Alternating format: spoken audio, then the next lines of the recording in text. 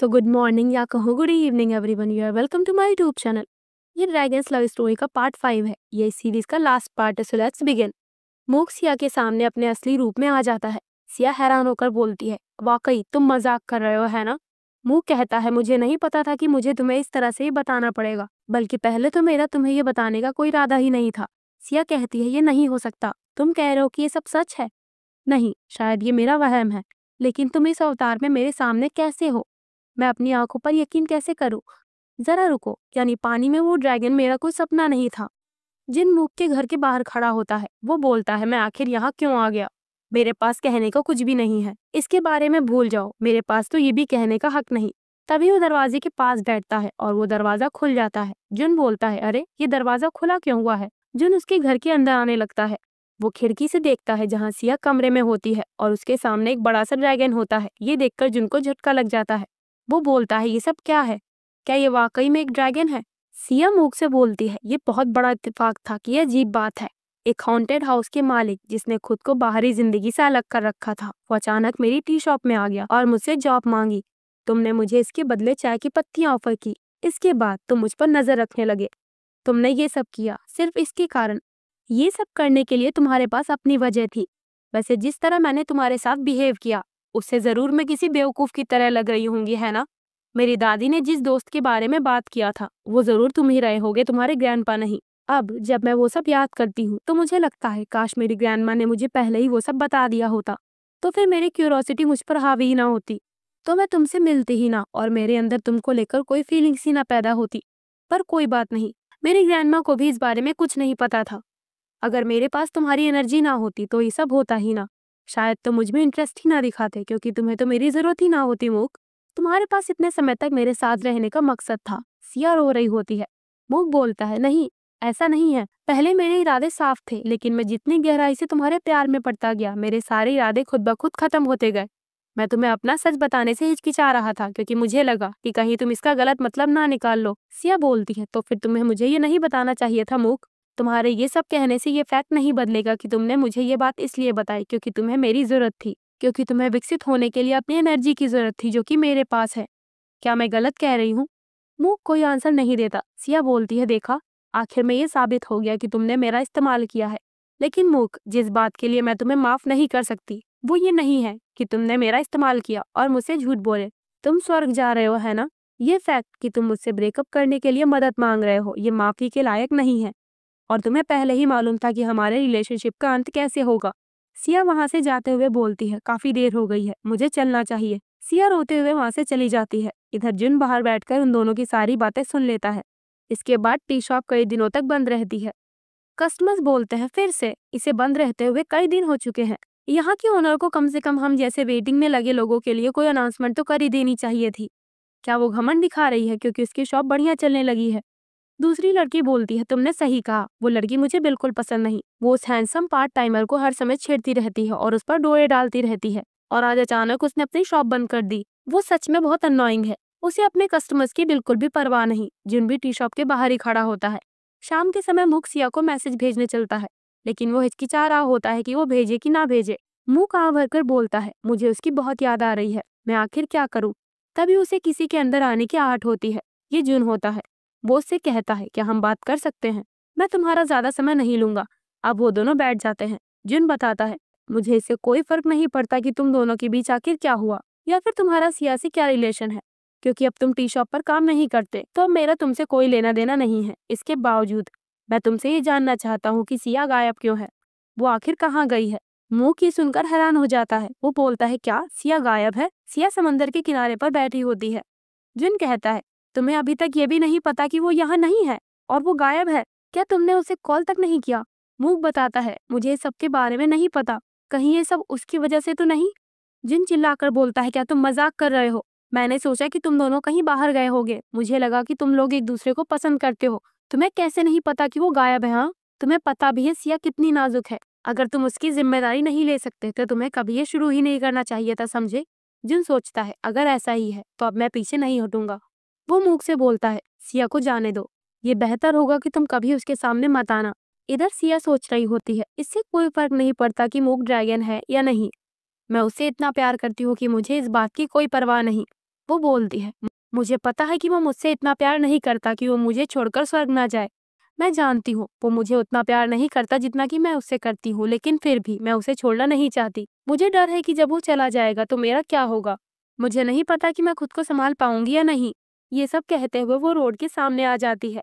तभी एक स्पीड से आता हुआ ट्रक उसे टक्कर मारने वाला होता है। इधर मूक जुन से कहता है, मेरे पास तुम्हारी ये बातें सुनने की कोई वजह नहीं है, समझे। ये मेरे और सिया के बीच का मामला है। मैं उसे अपनी माफी और सफाई दूंगा, तुम्हें नहीं। तुम आखिर ये सब बातें किस हक से बोल रहे हो? हाँ, भले ही मैं और सिया अलग हो जाएं, फिर भी तुम्हारा हमारे रिलेशनशिप में दखलंदाजी करने का कोई कारण नहीं बनता। ये सोचकर तुम खुद को बेवकूफ मत बनाओ। अगर सिया तुम्हारी होती तो मैं यहाँ उसके पास होता ही ना। वो तुमसे प्यार नहीं करती और ना ही फ्यूचर में कभी करेगी। तुम्हें ये बात बेहतर तरीके से समझ लेनी चाहिए। जिनको उसकी बातें सुनकर बेहद गुस्सा आ रहा होता है, वो अचानक उसके पास जाकर उसे पंच मारता है, जिससे मुख दूर जाकर गिर जाता है। जिन बोलता है, जरा फिर से, तुम एक बार फिर से बोलने की हिम्मत करो, तब देखो मैं क्या करता हूँ। मुख कहता है, अच्छा तो तुम इतने नीचे गिर रहे हो तो ठीक है, मैं भी पीछे नहीं हटूंगा। वो भी जिन पर हमला कर देता है। तो इस तरह ये दोनों आपस में ही पटका पटकी करने लगते हैं। मुख के फोन पर सिया की कॉल आ रही होती है। देन सिया को हॉस्पिटल में ले जाया जाता है। वो काफी ज्यादा घायल हो गई होती है। मूक भी वहां पर आ जाता है। वो चिल्लाकर बोलता है, तुमने कहा था कि तुम्हें कभी चोट नहीं लगती और तुम कभी इंजर्ड नहीं होती सिया, तो फिर आज तुम यहाँ पर क्यों हो? सिया बेहोशी की हालत में सोचती है, मूक मुझे माफ कर दो, मुझे तुम्हें छोड़कर जाना होगा। शायद हम अगले जन्म में एक दूसरे से मिल पाए। उसे अपने बचपन का वो टाइम याद आता है जब वो अपने लिए आइसक्रीम खरीद कर जा रही होती है। तभी अचानक वो एक ट्रक के सामने आ जाती है और मूक उसे बचाने के लिए उसे धक्का देकर ट्रक से टकरा जाता है। उसी समय उसके जादुई स्टोन से एक एनर्जी निकलती है जो सिया के अंदर चली जाती है, जिससे सिया भी बेहोश होकर वहीं पर गिर जाती है। अब प्रेजेंट टाइम में उसे होश आता है। वो मन में बोलती है, तो असल में ये सब हुआ था। मूक मेरी जगह उस ट्रक के सामने आ गया और मैंने उसकी एनर्जी अपने अंदर ले ली थी। वो कहती है, अरे पर मैं अभी हूँ कहाँ? मूक वहीं पर उसका हाथ पकड़कर बैठा होता है। वो उसके पास जाकर रोते हुए बोलता है, सिया क्यों, तुम्हारी ऐसी हालत क्यों हो गई? अब हम जिनको देखते हैं, वो फोन पर बात कर रहा होता है। मैं सोचता हूँ कि आपके एडिटर को मेरी बात पर गौर करना चाहिए। ये कुछ बड़ा है। मेरे पास इसे साबित करने के लिए फोटोज भी हैं। मुझे पता है एक बार रिलीज होने पर यह सनसनी खबर बन जाएगा। मैं आपको इसकी गारंटी देता हूँ। वो फोन कट करने के बाद कहता है, सिया जब सब कुछ बिखर जाएगा तो मैं तुम्हें संभालने के लिए वहीं पर रहूंगा। इसके लिए तुम मुझे माफ करना। हॉस्पिटल में सिया मूक से कहती है, तुम्हें ये करने की जरूरत नहीं, जरा रुको, ये रूम तो काफी महंगा लग रहा है। मूक मूक बोलता है, अब तुम इस तरह की बातें कर रही हो, यानी लगता है अब तुम ठीक महसूस कर रही हो सिया। सिया एम्बैरस हो जाती है। मूक कहता है, तुम्हें शर्मिंदा होने की जरूरत नहीं, तुम्हें अपने असली रूप में देखकर मुझे राहत महसूस होती है। सिया बोलती है, मूक मुझे सब कुछ याद आ गया। मुझे याद आ गया कि उस दिन क्या हुआ था और मेरे अंदर तुम्हारी एनर्जी कैसे है। तुमने अपनी पावर्स खो दी क्योंकि तुम मुझे बचाने की कोशिश कर रहे थे, फिर भी मैं नहीं समझ पाई। मूक मुस्कुराकर उसे देखते हुए बोलता है, मैंने तुम्हें सब कुछ इसलिए नहीं बताया ताकि मैं स्वर्ग जा सकूं। मैं इतना भी बेवकूफ नहीं कि मैं जिससे प्यार करता हूँ उसे अपना रिश्ता तोड़ दूं। सिया पूछती है, पर क्यों? मूक बताता है, मैं तुम्हारे साथ में जाना चाहता था। तुम वो पहले इंसान हो जिसने मुझे सच्चा प्यार सिखाया था। सिया उसकी बातें समझ नहीं पाती। मूक बोलता है, इसे समझाना थोड़ा मुश्किल है, तुम्हें तो पता ही है मैं ज्यादा अच्छे शब्दों में अपनी बात नहीं कह पाता हूँ। मैं जितना हो सके समझाने की कोशिश करूंगा। तो मैं सबसे जरूरी बात से शुरुआत करता हूँ। अपनी ड्रैगन की एनर्जी के बगैर मैं सिर्फ स्वर्ग तक ही नहीं जा सकता, बल्कि। सिया पूछती है, तुम्हारा क्या मतलब है? मूक बताता है, जिस दिन मुझे स्वर्ग जाना होगा उसी दिन मैं मर जाऊंगा। ये सुनकर सिया हैरान रह जाती है। मूक उसे अपने बारे में सब बता देता है। सिया बोलती है, अच्छा मैं समझ गई।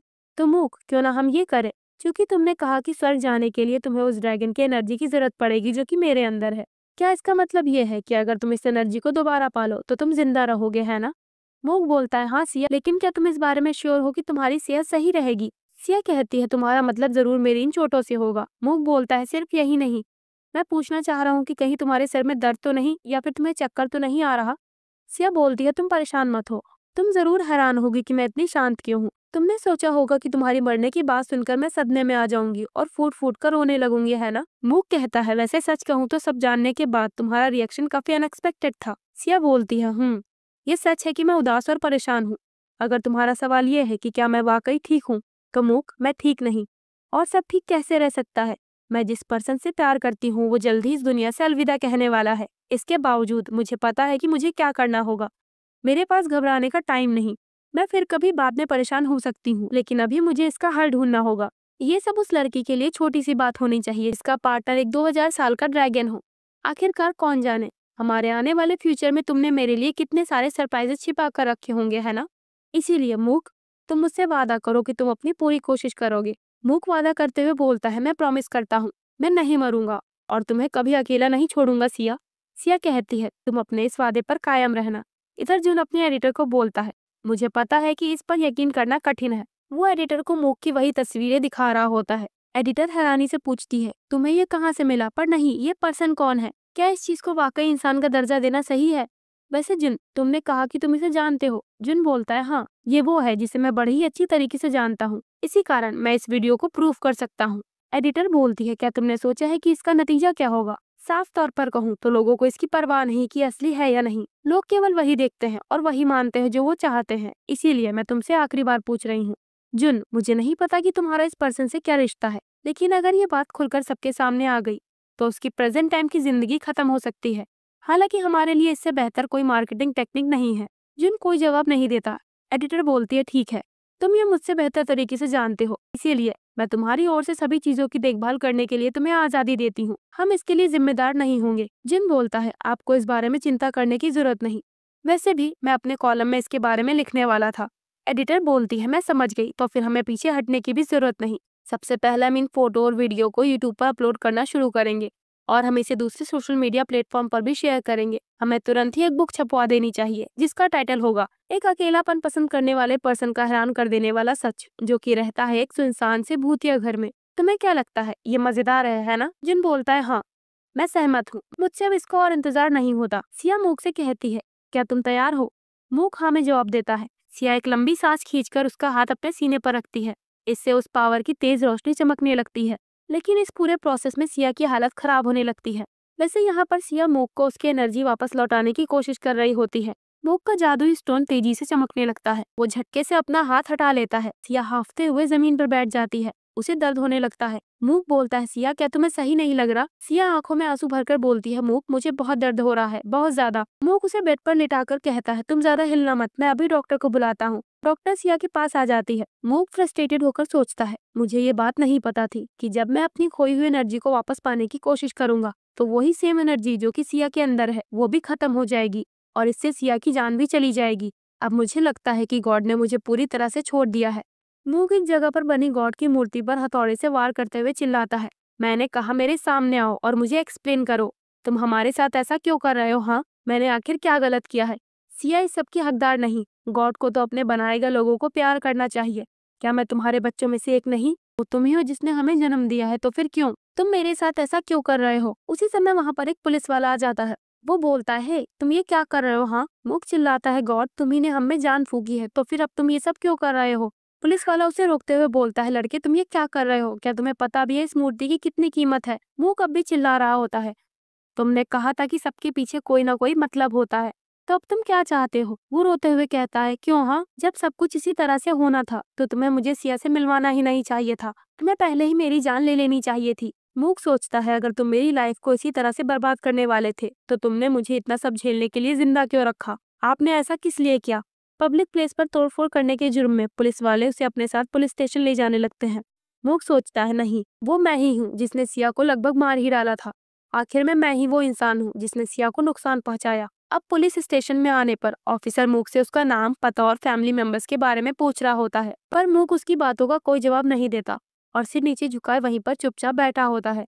इसके नतीजन उसे थोड़े समय के लिए लॉकअप में बंद कर दिया जाता है। वो सोचता है, मुझे कभी ये एहसास नहीं हुआ कि मौत कितनी भयानक होती है। ये कितना खतरनाक होगा कि अगर मैं उसे देख ना पाऊँ, उसकी रक्षा ना कर पाऊँ। अब मुझे स्वर्ग की जिंदगी नहीं चाहिए, मैं तो बस तुम्हारे साथ रहना चाहता हूँ सिया। मुझे अपनी जिंदगी से ज्यादा तुम्हारी जान के खत्म होने का डर सता रहा है। हाँ, अगर तुम्हारी जान मेरी जिंदगी से ज्यादा वजनदार है तो मैं खुशी खुशी अपने आप को तुम्हारे खातिर सेक्रीफाइस कर दूंगा। वो लॉकअप से बाहर आ जाता है। इधर सोशल मीडिया पर मूक के ड्रैगन वाले अवतार की वीडियो जो कि जुन ने बनाई थी वो वायरल हो जाती है। पब्लिक क्यूरोसिटी से उस वीडियो को देख रही होती है। मूक सिया के पास आता है। वो उसे छूकर सोचता है, ये तुम्हारे गाल हैं और ये नाक, तुम्हारे होठ ऐसे दिखते हैं सिया, मैं तुम्हें बहुत ज्यादा मिस करने वाला हूँ। मूक वहां से जाने लगता है। सिया अपनी आंखें खोलती है। वो पुकारती है, मूक। मूक उसकी ओर पलटता है। तभी अचानक कई सारे मीडिया रिपोर्टर्स वहां आकर उसकी फोटोज लेने लगते हैं। सिया बोलती है, ये लोग यहाँ क्या कर रहे हैं? मीडिया वाले वीडियो बनाते हुए बोलते हैं, एक ड्रैगन, मुझे तो विश्वास ही नहीं हो रहा। हमें सच बताओ, क्या तुम वाकई में एक ड्रैगन हो? सिया और मुख हैरान होकर सोचते हैं आखिर ये लोग कौन है और इन्हें इस सब के बारे में कैसे पता चला। उनमें से एक रिपोर्टर बोलता है, वायरल वीडियो जिसके बारे में हर कोई बात कर रहा है। मैं यहाँ अस्पताल में उसी खूबसूरत ड्रैगन मैन से मिलने आया हूँ। मैं ये पता लगाऊंगा कि ये सच है या नहीं। वो दूसरे रिपोर्टर से आगे निकलने की कोशिश करता है जिससे वो लोग उसे धक्का दे देते हैं। वो रिपोर्टर सिया के ऊपर गिरने वाला होता है कि तभी मुख उसे जोर से धकेलकर जमीन पर गिरा देता है। वो चिल्लाता है, तुम खुद को क्या समझ रहे हो? हाँ, तुम सिया को चोट पहुंचाने की हिम्मत भी मत करना। अगर तुमने एक कदम और आगे बढ़ाया तो मैं तुम्हें जान से मार डालूंगा। सिया हड़बड़ाकर मन में बोलती है, सिया जल्दी कुछ सोचो, चुपचाप यहाँ खड़ी मत रहो और कुछ करो। वो उन मीडिया वालों के सामने आकर बोलती है, बंद करो, तुम लोग उस वीडियो की वजह से यहाँ पर आए होगे। सच कहूँ तो तुम लोग काफी शौकिया किस्म के हो। बेशक वो वीडियो बनावटी था, मुझे यकीन नहीं हो रहा कि तुम लोग खुद को रिपोर्टर बोलते हो। वो वीडियो मेरी टी हाउस का प्रमोशनल वीडियो था। ये सुनकर उन रिपोर्टर्स की क्यूरियोसिटी खत्म हो जाती है। वो नीचे गिरा हुआ रिपोर्टर मुख को उंगली दिखाते हुए बोलता है, कमीने, तुमने मुझ पर वार किया। मैंने ये सब अपने कैमरा में रिकॉर्ड कर लिया है, समझे? मैं तुम्हारी बैंड बजा दूंगा। सिया उससे बोलती है, माफ करना, क्या तुम यहाँ से जा सकते हो? मेरी तबीयत ठीक नहीं लग रही। कमरे में हॉस्पिटल की नर्स आती है। वो उन रिपोर्टर्स को कमरे से बाहर कर देती है। सिया हाफते हुए जमीन पर बैठ जाती है। मोग उसके पास जाकर बोलता है, सिया खून बह रहा है। सिया की सर्जरी के टाकों से ब्लीडिंग होने लगती है। अब कुछ देर बाद सिया उसी वायरल वीडियो को देखकर बोलती है, आखिर इसे किसने शूट किया होगा? मुझे इस बात पर यकीन है कि वहाँ पर सिर्फ हम दोनों ही थे। मुक कहता है, मुझे माफ कर दो, मुझे ज्यादा सावधान रहना चाहिए था। तुम्हें एक बार फिर से मेरी वजह से नुकसान पहुंचा सिया। सिया उसके पास आते हुए बोलती है, मुक, तुम मेरी ओर देखो। मुक सिया को देखता है। वो बोलती है, तुम परेशान मत हो, ठीक है? मैं इतनी भी कमजोर नहीं हूँ और इसमें तुम्हारी कोई गलती नहीं। मुझ पर यकीन करो, मैं भी एक बेहतरीन जर्नलिस्ट रह चुकी हूँ, तुम तो जानते ही होगे। तो तुम्हें इतना चिंता करने और अपना सर नीचे झुकाने की जरूरत नहीं, ठीक है? मूक बोलता है, ठीक है, मैं समझ गया। जिन उसे रिपोर्टर की वीडियो देख रहा होता है और नीचे लिखे कमेंट्स को पढ़ रहा होता है, उनमें से ज्यादातर कमेंट्स में लोग सिया की बुराई कर रहे होते हैं। जिन बोलता है, ऐसा नहीं होना चाहिए था, मैं नहीं चाहता था कि सिया के साथ ऐसा कुछ हो। ये सिर्फ और सिर्फ मूक की गलती है।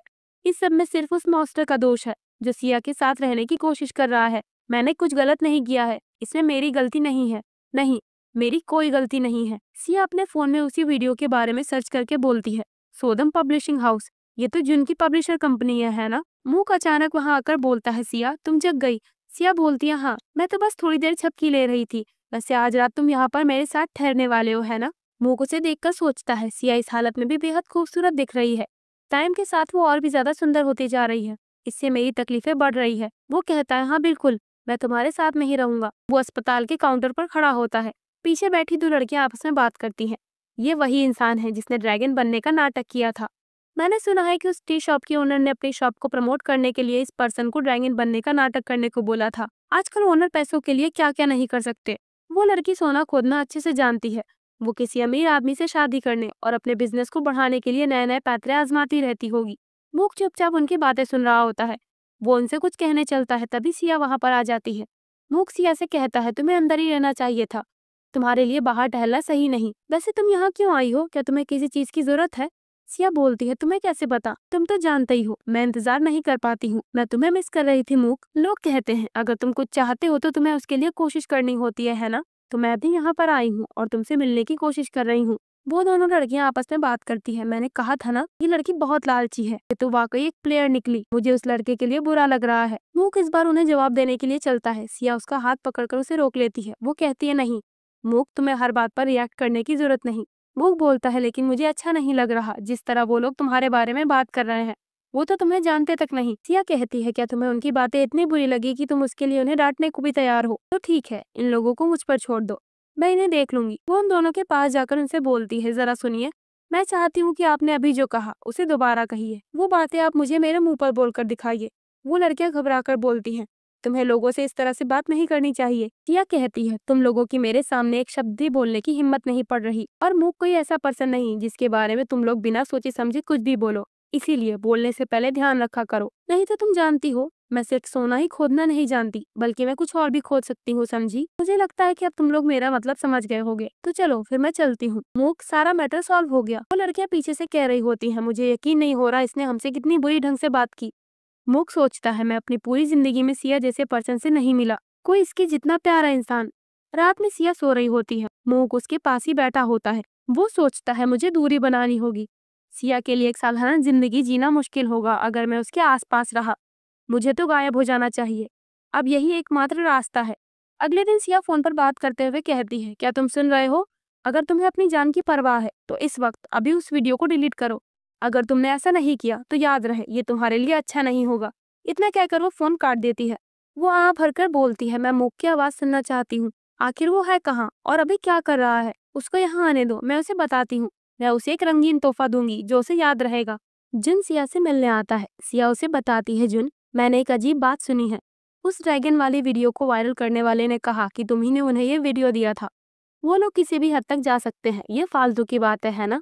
भला तुम ऐसा कुछ थोड़ा ही कर सकते हो। जुन बोलता है, क्यों? तुम्हें ये फालतू की बात क्यों लगी? क्या तुम इतनी जल्दी ये भूल गई कि मैंने कहा था कि मैं तुम्हारा दोस्त से कुछ ज्यादा बनना चाहता हूँ? सिया के हाथ से कॉफी का कप छूटकर गिर जाता है। वो कहती है, तुम भला ऐसे कैसे कर सकते हो? जुन बताता है, मुझे इससे कोई फर्क नहीं पड़ता कि तुम मुझे मतलबी बुलाते हो या और कुछ। मेरे पास तुम्हें तुम्हारे असली सेंस में लाने का केवल यही तरीका था। सिया चिल्लाकर बोलती है, तुम्हें मुख के साथ ऐसा कुछ करने का हक नहीं। जुन भी तेज आवाज में बोलता है, मेरी जगह कोई और भी होता तो यही करता सिया। ऐसा भला कौन होगा जो जिस लड़की को पसंद करता हो वो किसी मॉन्स्टर के प्यार में हो और वो पर्सन हाथ पे हाथ धरकर बैठा रहे? इसीलिए सिया, तुम उसे जाने दो प्लीज। वो तो बस एक मॉन्स्टर है, उससे ज्यादा और कुछ भी नहीं। तभी सिया अचानक जुन के गाल पे एक जोर का थप्पड़ लगाती है। वो कहती है, ये अच्छा रहेगा कि अब तुम अपना मुंह बंद रखो। मैं उस इंसान को माफ नहीं कर सकती जिसने मुंह को दुख पहुंचाया हो। जिन चिल्लाकर बोलता है, सच्चाई का सामना करो सिया और इससे इनकार करना बंद करो। क्या तुम जानते भी हो कि वो लोग उसके बारे में क्या क्या बातें कर रहे हैं? लोग कह रहे हैं कि वो एक डीमन है, समझी? सिया कहती है, और तुम्हें क्या लगता है इसकी वजह क्या है? जुन, मैं वो इंसान नहीं जिसे सच्चाई का सामना करने की जरूरत है, बल्कि वो तुम हो। मैं आशा करती हूँ कि मैं दोबारा कभी तुम्हारी शक्ल ना देखूं। अपने कमरे में आकर वो मूक को कॉल करने लगती है। वो परेशान होकर बोलती है, मूक फोन क्यों नहीं उठा रहा? प्लीज मूक, कॉल उठाओ, मुझे अभी तुम्हारी जरूरत है। इधर मूक अपने घर के बाथरूम में बैठा होता है। उसके पूरे शरीर पर लाल घाव के निशान उभर गए होते हैं। वो सोचता है, मुझे फील हो रहा है जैसे मेरी बॉडी उबल रही हो। मेरा शरीर खत्म होने लगा है। क्या मैं ऐसे ही जलते हुए धीरे धीरे राख में बदल जाऊंगा? क्या यही मेरा अंत होगा? हालांकि मैं जितना कर सकता था मैंने उतनी तैयारियां कर रखी हैं। क्या मेरा पछताना गलत है कि मैं उसे अपनी जिंदगी के आखिरी पलों में नहीं देख पाया? इधर सिया सोते हुए एक सपना देख रही होती है जहां वो और मुक एक साथ में होते हैं। वो नींद से जगकर बोलती है, ये तो एक सपना था। उसने मुक को कई सारे मैसेज भेजे थे पर उसका कोई रिप्लाई नहीं आया होता है। वो कहती है, कई दिन हो गए और मुक का कोई रिप्लाई नहीं आ रहा। तभी वो घबराकर बोलती है, कहीं वाकई उसके साथ कुछ बुरा तो नहीं हुआ? दरवाजे पर आहट होती है। सिया सोचती है कि ये मुक है, लेकिन ये नर्स होती है। नर्स सिया का चेकअप करते हुए बताती है, मिस सिया, क्या आपके गार्जियन कहीं दूर चले गए हैं? अब वो यहाँ नहीं आते। उन्होंने आपके सारे बिल्स के पैसे चुका दिए हैं और वो आखिरी बार जाते हुए बोल रहे थे कि हम आपका ध्यान रखें, यहाँ तक कि आपके डिस्चार्ज होने के बाद भी, क्योंकि उन्हें कहीं दूर जाना है। सिया सोचती है, उसका इस बात से क्या मतलब था? आखिर वो है कहाँ? तभी उसे मूक की बात याद आती है, जब उसने अपने मरने की बात कही थी। वो घबराकर सोचती है, नहीं, उस रात में मूक ने वो कहा था। मैं पहले ही क्यों नहीं समझ पाई कि वो किस बारे में बात कर रहा है? मुझे उसे ढूंढने के लिए जाना ही होगा। मैं ऐसे ही नहीं बैठी रह सकती। वो इस सब का सारा बोझ खुद पर अकेले ही लेना चाह रहा है। वो खुद मरने के बारे में सोच रहा है क्योंकि मुझे चोट लग सकती है और मैं खतरे में पड़ सकती हूँ। इसीलिए वो अपनी जान कुर्बान करने का प्लान कर रहा होगा। जुन हॉस्पिटल में आते हुए सोच रहा होता है, अब मैंने सब कुछ खो दिया। मैं उस लड़की को याद करने के लिए परेशान हूँ जो मुझे देखना तक नहीं चाहती। सिया दौड़ते हुए मुख को ढूंढने के लिए जाने लगती है। नर्स उसके पीछे भाग रही होती है। वो बोलती है, मिस सिया रुकिए। वो जुन से कहती है जैसे ही उन्होंने सुना कि उनके गार्जियन मुंह को वापस नहीं आएंगे। मिस सिया दौड़कर यहाँ से जाने लगी। आप प्लीज उन्हें रोक लीजिए, इससे पहले कि वो खुद को और चोट पहुंचा ले। जुन सिया को रोकने के लिए उसे फॉलो करने लगता है। सिया सोचती है, नहीं, मैं तुम्हें अकेले नहीं होने दूंगी मुक। अगर तुम वापस नहीं आ सकते तो क्या हुआ, मैं तुम्हारे पास आ जाऊंगी। सो प्लीज तुम मेरा इंतजार करना। वो मुक को ढूंढने के लिए कैफे के अंदर आ जाती है, लेकिन वहां धोखे से कस्टमर की कॉफी उससे गिर जाती है। वो लोग सिया को बाहर निकाल देते हैं। वो दुखी होकर वहीं पर बैठ जाती है। जुन उसे फॉलो करते हुए वहां पहुंच जाता है। वो अपने आप से बोलता है, सिया, तुम सिर्फ उसके लिए इतना सब क्यों सह रही हो? मूक के लिए तुम्हें इतना परेशान देखना, इससे मुझे गिल्टी फील हो रही है। वो देखता है कि सिया के घुटनों में चोट लग गई है। जुन सोचता है, मुझे ये नहीं करना चाहिए था। अगर मुझे ये पता होता कि इससे तुम्हारी हालत ऐसी हो जाएगी तो मैं अपने दिल का दर्द अकेले ही सहन कर लेता। वो सिया से कहता है, अब बस करो, चलो हम हॉस्पिटल चलते हैं। सिया धीमी आवाज में कहती है, मेरे पास तुमसे बहस करने का टाइम नहीं है, मुझे उसे ढूंढना ही होगा। मूक अपने घर पर नहीं है और वो मुझे कहीं भी नहीं मिला। वो जरूर मुझसे छिप रहा है। जुन, तुम मुझे अकेला छोड़ दो। जुन बोलता है, तुम ऐसी हालत में उसे नहीं ढूंढ पाओगी। सिया कहती है, तुम मुझे ये मत बताओ कि मैं क्या कर सकती हूँ और क्या नहीं, इससे तुम्हारा कोई लेना देना नहीं है। जुन बोलता है, तुम बताओ, अगर तुम ही बेहोश हो गई तो मूक को कौन ढूंढेगा? क्या तुमने कभी इस बारे में सोचा है कि मूक को ढूंढने की कोशिश में तुम्हारे साथ भी कुछ हो सकता था? बचकानी हरकतें मत करो सिया। तुम ऐसी कंडीशन में कहीं भी नहीं जा सकती, खासकर उस इंसान को ढूंढने के लिए जो तुमसे छिपता आ रहा है। सिया रोते हुए बोलती हो, तो फिर तुम ही बताओ, मैं क्या करूं? मैं उसे कहाँ ढूंढूं जो ना भरकर बोलता है? मैंने जो रायता फैलाया है उसे मैं ही समेटूंगा। तुम सब कुछ मुझ पर छोड़ दो। तुम अस्पताल में इंतजार करना, मैं मूक को ढूंढ लूंगा। वो सिया को टैक्सी में हॉस्पिटल भेज देता है। अब वो किसी रिपोर्टर को कॉल करके उससे मिलने को बोलता है। सिया सोचती है, मैं अब और ज्यादा टाइम बर्बाद नहीं कर सकती, उसे नुकसान पहुंच सकता है। पर जरा 1 मिनट रुको।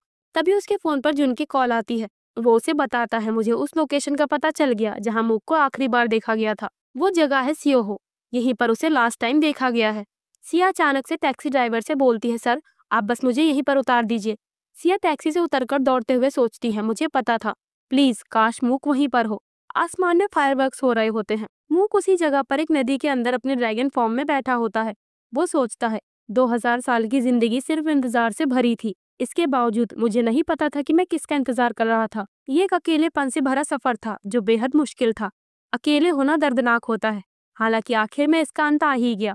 शायद मेरी हिचकिचाहट की वजह से ही मैं अब भी वही बेवकूफ इमोगी हूँ, ये जानते हुए भी कि मैं कभी सिया के साथ नहीं रह सकता। मैं उसके साथ एक आसमान के नीचे सांस लेना चाहता हूँ, मैं उसका साथ पाना चाहता हूँ। पर ये कैसा ख्याल है? मैंने कहा था कि मैंने सिया को उसके भले के लिए छोड़ दिया, लेकिन फिर भी मैं उसके साथ में रहना चाहता हूँ। वो अपने इंसानी रूप में आ जाता है। उसे सिया की चिल्लाने की आवाज आती है, मूक क्या तुम अंदर हो? मुझे जवाब दो, मुझे पता है कि तुम वहीं पर हो। मैं अंदर आ रही हूँ। तुम्हें तो पता ही है कि मुझे तैरना नहीं आता, तो अगर तुम मुझे बचाने नहीं आओगे तो मैं डूब जाऊंगी, समझे? इतना कहकर वो पानी में कूद जाती है। सिया सोचती है, वो तो यहाँ नहीं है, क्या मुझसे भूल हो गई? सिया बेहोश होने लगती है। तभी वो एक चमकीली रोशनी के अंदर आ जाती है। ये मूक होता है। वो उसे गले लगा लेता है। वो मन में कहता है, सिया तुमने एक बार फिर अपना सब कुछ दांव पर लगा दिया और तुम मेरे पास आ गई। भला कोई तुम्हारे प्यार को कैसे ठुकरा सकता है? सिया उसे पकड़कर बोलती है, आखिरकार मैंने तुम्हें ढूंढ ही लिया। अब तुम कभी भी मुझे छोड़कर मत जाना, समझे? इधर जुन रिपोर्टर से बातचीत कर रहा होता है। वो उसे बताता है, आपको तो पता ही होगा, हमारे यहाँ एक कहानी फेमस है कि एक ड्रैगन सरीन लेक के नीचे रहता है। ये उस चाय के पेड़ के बारे में है जो ड्रैगन की खाल से उगा था। हमने उसी कहानी का इस्तेमाल अपने टी हाउस को प्रमोट करने के लिए किया। इस प्लान के तहत हमें हमारे शॉप के पार्ट टाइमर को ड्रैगन में बदलते हुए फिल्माना था। रिपोर्टर पूछता है, यानी वो कोई असली ड्रैगन नहीं था? जिन कहता है, बिल्कुल नहीं, ड्रैगन तो होते ही नहीं। रिपोर्टर पूछता है, लेकिन आप जैसे किसी फेमस ऑथर ने एक टी शॉप की मालिक की मदद करने के लिए ये सब क्यों किया? जिन बताता है, क्योंकि वो मेरी अच्छी दोस्त है। मैं और वो बचपन से ही साथ हैं। इधर सिया मूक से कहती है, तुम्हें अकेले सारी परेशानियां नहीं झेलनी चाहिए, केवल तुम्हें सारा बोझ उठाने की जरूरत नहीं। तुमने एक गॉड बनने के लिए हजारों सालों तक इंतजार किया है, पर मेरी वजह से ये सब हुआ। लेकिन तुम इस तरह से गायब नहीं हो सकते, समझे? मूक बोलता है, मैं तुम्हें सब में इन्वॉल्व नहीं करना चाहता था सिया। मैं सिर्फ तुम्हारे साथ रहने के लिए तुम्हें खतरे में नहीं डाल सकता। सिया उस पर चिल्लाकर बोलती है, हाँ मुझे पता था कि तुम ऐसा ही कुछ कहोगे। तुम वाकई बेवकूफ हो, उल्लू कहीं के। मैंने तुमसे ये सब करने को नहीं कहा था। क्या तुमने ये सोच रखा था कि मुझसे दूर जाने के लिए मैं तुम्हें थैंक यू बोलूंगी? क्या तुमने कभी ये सोचा है कि अगर तुम चले गए तो मेरा क्या होगा? हाँ, तुम सिर्फ अपने बारे में ही कैसे सोच सकते हो? मूक, तुम अपना मन हल्का करने के लिए सब कुछ मुझ पर छोड़ रहे हो। मूक कंफ्यूज होकर बोलता है, क्या? मेरा ये मतलब नहीं था। सिया उसका हाथ पकड़कर बोलती है, मैं तुम्हें ड्रैगन की एनर्जी थोड़ी थोड़ी करके ट्रांसफर करूंगी। अगर इसी बीच कुछ खतरनाक होता है तो मैं रुक जाऊंगी। तो प्लीज, चाहे जो हो, तुम आखिर तक मेरे साथ रहना। तुम्हें किसी मुसीबत आने पर अपनी अचानक भाग जाने वाली आदत सुधारनी होगी। तो अब तुम मुझसे ये वादा करो कि तुम कहीं नहीं जाओगे। हम साथ मिलकर कोई ना कोई रास्ता जरूर खोज लेंगे। तो फिर अब मुझे अपना रिवॉर्ड चाहिए। अब तुम मुझे किस कर सकते हो? मूक बोलता है, ठीक है, मैं समझ गया, जैसा तुम कहो सिया। अब वो सिया को पानी से बाहर निकाल लेता है। सिया बेहोश होती है। मूक सोचता है, अब मुझे ये समझ आ गया, उन हजारों सालों तक जिंदा रहकर मैं सिर्फ तुम्हारा इंतजार कर रहा था सिया। अगर तुम्हें ये बात पता होती कि मैंने तुम्हें बचाने के लिए अपनी बची हुई सारी एनर्जी खत्म कर दी है तो तुम मुझ पर नाराज हो जाती। मूक के मुंह से खून आ जाता है। वो मन में बोलता है, लेकिन मुझे इस बात से बहुत सुकून मिला कि मैं तुम्हें बचा पाया, पर मैं इससे ज्यादा और कुछ नहीं कर सकता। काश ये कितना अच्छा होता अगर हम दोनों थोड़ा पहले मिले होते। कुछ देर बाद सिया को होश आता है। मूक उसका हाथ पकड़कर वहीं पर लेटा होता है। सिया स्माइल करते हुए बोलती है, जैसा कि मैंने सोचा था मूक, तुमने मुझे एक बार फिर से बचा लिया है ना। मुझे ये महसूस हुआ कि तुम जरूर यहीं पर होगे। मुझे यकीन था कि तुम आओगे। चलो भी, अब उठ जाओ, मैंने तुम्हें ढूंढ लिया मूक। मूक का शरीर बेजान पड़ा होता है। सिया घबराकर बोलती है, क्यों? और ये खून यहाँ क्यों है? मूक, मुझे परेशान करना बंद करो, चलो भी। मुझे पता है कि तुम मेरे साथ मजाक कर रहे हो, ये सही नहीं। तो मुझे माफ कर दो, लेकिन प्लीज अब उठो भी, देखो मुझे डर लग रहा है। सच में, अपनी आंखें खोलो मूक। तभी सिया की नजर मूक के जादुई स्टोन पर पड़ती है जो कि टूट चुका होता है। सिया रोते हुए कहती है, झूठे, तुमने तो मुझसे वादा किया था, है ना, कि तुम आखिर समय तक मेरे साथ रहोगे, तो फिर क्यों? हमारा समय काफी कम था, इसीलिए प्लीज मूक उठ जाओ, प्लीज। देन मूक की आत्मा उसी गॉड के पास आ जाती है जिसने उसे ब्लेसिंग दी थी और कहा था कि अगर तुम पूरे दिल से अपनी जिंदगी के आखिर तक लोगों की मदद करोगे तो इस जादुई स्टोन में एनर्जी इकट्ठा हो जाएगी। जिस दिन ये स्टोन एनर्जी से भर जाएगा तुम स्वर्ग चले जाओगे और गॉड बन जाओगे। मूक उस गॉड से कहता है, जब मैंने आपको पुकारा तब आपने कोई जवाब नहीं दिया, अब मेरी जिंदगी खत्म हो गई है और मैं आखिरकार यहाँ वापस आ गया। गॉड बोलते हैं, उठो, जैसा कि तुमने अपनी एनर्जी पूरी कर ली है और अब तुम एक गॉड बन जाओगे। मूक बोलता है, नहीं, मैंने अपनी सारी इकट्ठा की हुई एनर्जी खो दी है और अब मैं गॉड नहीं बन सकता। तभी अचानक उसके जादुई स्टोन में उसकी ड्रैगन की एनर्जी वापस आ जाती है। असल में सिया ने अपने अंदर ड्रैगन की एनर्जी को मूक के अंदर ट्रांसफर कर दिया होता है। गॉड मूक को बताते हैं, कोई भी गॉड इंसानों की लाइफ और परेशानियों में दखलंदाजी नहीं कर सकता। भले ही तुम्हें चुनने का मौका गॉड ने दिया, लेकिन फैसला तुम्हारा ही होता है। उस लड़की ने तुम्हें सब कुछ वापस लौटा देने का फैसला किया है। मूक पूछता है, यानी अब मैं एक ड्रैगन बन गया हूँ? गॉड बोलते हैं, हाँ। मूक उनसे बोलता है, बहुत हुआ, आप इस ड्रैगन की एनर्जी को उस लड़की को लौटा दीजिए। गॉड कहते हैं, क्या? ये बेवकूफी से भरा है। तुम एक साधारण इंसान के लिए अपने हजारों सालों की ट्रेनिंग छोड़ रहे हो। मूक बोलता है, इससे कोई फर्क नहीं पड़ता। मेरे लिए उस इंसान को जानने का एक दिन उसके बगैर बिताए गए 1000 सालों से भी ज्यादा कीमती है।